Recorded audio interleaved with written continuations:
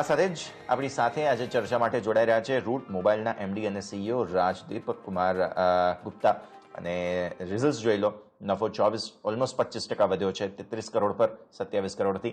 EBITDA unchanged છે 12.1% પર. Margins EBITDA 45 crore છે, 37 કરોડથી વધીને, અને રેવન્યુઝ એટલે કે આવક 309 થી 377 કરોડ પર અત્યારે જોવા મળી રહી છે. तो राजदीप कुमार जी, बहुत बहुत स्वागत है आपका. Good afternoon. और सबसे पहले तो इंटरेस्टिंग नंबर्स हमने देखे हैं, तो उसके बारे में चर्चा की शुरुआत हम करते हैं यहाँ पर. और साथ ही साथ आपने एक एक्विजिशन भी किया है, तो उसके डिटेल्स के साथ हम शुरुआत करते हैं. Good afternoon. यस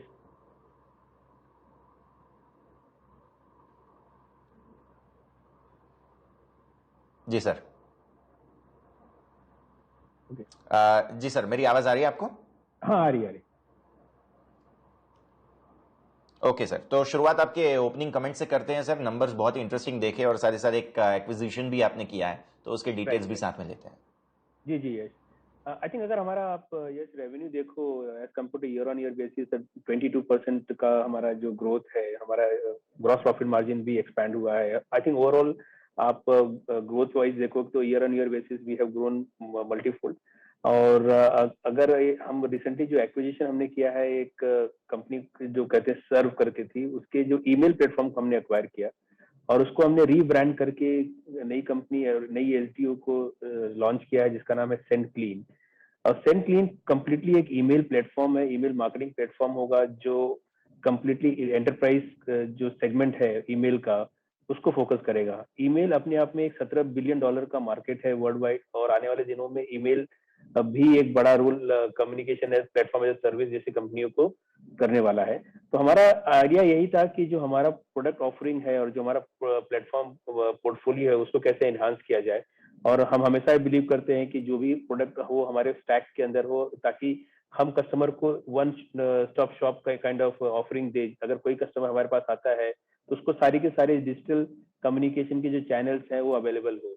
और ये हमारा एक यूनिक पॉइंट है जहाँ पे हमारे सारे कस्टमर अगर हमारे पास आते हैं तो ग्लोबल कनेक्टिविटी के साथ साथ तो ग्लोबल प्लेटफॉर्म का भी एक्सेस उनको मिलता है. तो यूजिंग आवर प्लेटफॉर्म उनको एक बेटर कम्युनिकेशन कर सकते हैं अपने एंड यूजर के साथ में. और आने वाले दिनों में भी हम अपने प्लेटफॉर्म को एनहांस करते रहेंगे और जरूरत पड़ी तो ऑर्गेनिकली और इनऑर्गेनिकली भी उसको हम ग्रो करते रहेंगे.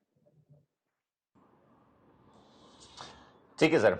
तो हमारा जो रेवेन्यू गाइडेंस था हमारा 25% का, उसमें ये जो मर्जर एक्विजिशन है उसका कितना पार्टिसिपेशन रहेगा, और दूसरा साथ में ये भी जानना चाहेंगे कि ये जो गाइडेंस है उसको हम किस तरह से फॉलो कर रहे हैं अभी. तो हम अपने गाइडेंस पे स्टिक हैं यश, और हम उस गाइडेंस को जो गाइडेंस हमने दिया है वो डेफिनेटली उसको अचीव करेंगे. और ये एक्विजिशन कितना कंट्रीब्यूट करेगा इसमें वो सेकेंडरी है, लेकिन हमारा जो गाइडेंस है ऑर्गेनिक ग्रोथ गाइडेंस हमने दिया है और भी हम उसको स्टिक करेंगे. और एक्विजिशन के साथ अगर वो रेवेन्यू बढ़ता है हमारा तो डेफिनेटली वो जो गाइडेंस से थोड़ा ऊपर ही जाएगा वो. ठीक है सर. साथ ही साथ ये जो बिलेबल ट्रांजैक्शंस का रन रेट है जुलाई में वो कैसा दिख रहा है, और इसके बारे में updates. With current run rate जो हमारा है यश अबाउट इस क्वार्टर हम 8.5 से 9 बिलियन का कर लेंगे जो हमारा Q4 का रेंज था. तो आई थिंक सब कुछ नॉर्मल है. सारे बैंकिंग कस्टमर हमारे ऑन बोर्ड वापस आ गए हैं, तो उसमें कोई इशू नहीं है. अच्छा, ये ग्रॉस मार्जिन्स में जो एक बड़ा क्वार्टर ऑन क्वार्टर कटौती हुई है वो हम देख रहे हैं, उसके बारे में सर बताइए, और इसके गाइडेंस आगे कैसे फॉलो करेंगे. सो गाइडेंस हमारा ये क्लियर था कि जैसे हमने ग्रॉस मार्जिन में कहा कि अगर आप हमारा इंडिया में जो बैंकिंग कस्टमर का जो ट्रैफिक था वो लगभग फर्स्ट अप्रैल महीने में थोड़ा ड्रॉप हुआ था, क्योंकि एक डेटा ब्रीच का एक एलिगेशन हमारे ऊपर कंपनी में लगाया गया था. फिर हमने उसके लिए पूरा का पूरा जो ऑडिट करवाया, ऑडिट करने के बाद हमने तो सारी रिपोर्ट बैंकों को सबमिट किया. उसके बाद बैंकों ने अपना ट्रैफिक वापस रिज्यूम किया हमारे प्लेटफॉर्म पे. तो हमारे जो बैंकिंग कस्टमर हाई मार्जिन होते हैं नॉर्मली, और बैंकिंग में हमारा वॉल्यूम बहुत हाई होता है इंडिया में, तो वो उसकी वजह से थोड़ा ये जो ग्रॉस मार्जिन का डिप है. अदरवाइज आई थिंक अगर हम इस क्वार्टर की बात करें तो I think we are on the same range जो हमने Q4 में अचीव किया था. तो I think things are back to normal now. Okay sir, इसके अलावा कैश ऑन बुक्स डेफिनेटली आपने शॉपिंग की है तो थोड़ी सी कम हुई होगी, इस पे अपडेट। नेट कैश अभी हमारे पास लगभग 450 करोड़ है हमारे पास, और आने वाले दिनों में भी हम कुछ और टारगेट देख रहे हैं, तो डेफिनेटली उसको यूज करेंगे वहाँ पे। ओके सर, और इसके अलावा प्रोडक्ट सेल्स के टारगेट्स, ट्रैक्शंस की अगर हम बात करें प्रोडक्ट सेल्स की, लास्ट जो 12M रेवेन्यू हमने देखा था 44 करोड़ के अराउंड 12th मंथ का, तो इसको किस तरह से देखना चाहिए, क्या स्केल अप होता हुआ दिखेगा यहाँ से? तो यस, हमने अपना पहले भी कॉल गाइडेंस दिया है कि इस साल लगभग 75 करोड़ के आसपास हम रेवेन्यू जनरेट करेंगे न्यू प्रोडक्ट से, और हम उस गाइडेंस पे स्टिक है। ठीक है, आप उसे फॉलो कर रहे हैं डेफिनेटली। और नए प्रोडक्ट्स के बारे में भी थोड़ा सा बताइए, इसके ऊपर हमें क्या ध्यान रखना चाहिए? यस, हम पिछले लास्ट क्वार्टर अगर आप देखो तो आरसीएस एक ऐसा नया ऑफरिंग है जिसे हम कहते हैं कि एसएमएस 2.0, जिसमें आप एसएमएस के अंदर ही टू वे कम्युनिकेशन कर सकते हो, जैसे कि आप व्हाट्सएप पे करते हो।